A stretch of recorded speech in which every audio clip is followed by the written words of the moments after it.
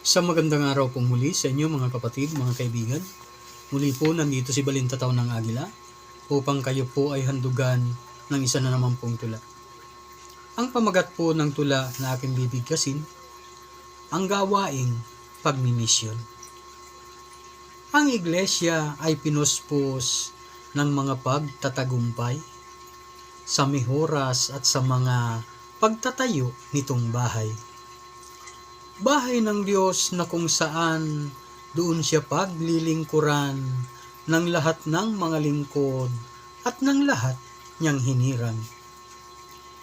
Itong pagpapalaganap ng salita ng ating Diyos, kaakibat na tungkulin ng lahat ng mga lingkod. May tungkulin man o wala, dapat lahat ay pasako upang ang Diyos na dakila sa atin siya ay malugod. Huwag nating baliwalain ang gawaing pagmimisyon, pagkat ito ay sagutin mula pa nun hanggang ngayon. Ito'y isang obligasyon dapat lahat makatugon upang ating magampanan ang sa Diyos na nilalayon.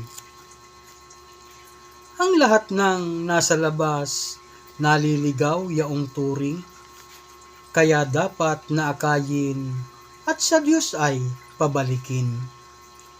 Katulad ng isang pastol, may isang tupang nagupiling, iiwan ang 99 at ang isa'y hahanapin. Kung may isang kaluluwa na napapagbalik loob, damdamin ng Panginoon, nagagalak siya ng lubos. Katulad ng mga anghel, kadamdamin din ng Diyos, sa tuwa'y nag-aawitan, sila man ay nalulugod. Pagdating ng paghuhukom, si Kristo ang magpapasya, kanyang pagbubukdin-bukdin ang kambing at mga tupa. Sa kanan niya ilalagay ang lahat ng mga tupa, sa kaliway ang mga kambing natatanggap ng parusa. Kung ikaw ay kakapatid hanggang ngayon natutulog at ang gawang pagmimisyon di mo pa rin sinusunod, mayroon pang pagkakataon binibigay sa iyo ang Diyos upang pakinabangan mo ginagawang paglilingkod. Hihintayin pa ba natin na mangyari ang ganito?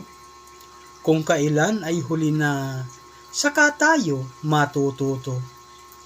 Magsisi man ng magsisi, hindi na rin mababago, pagkat yari na ang pasya, parusa ay kakamting nyo. Salamat po.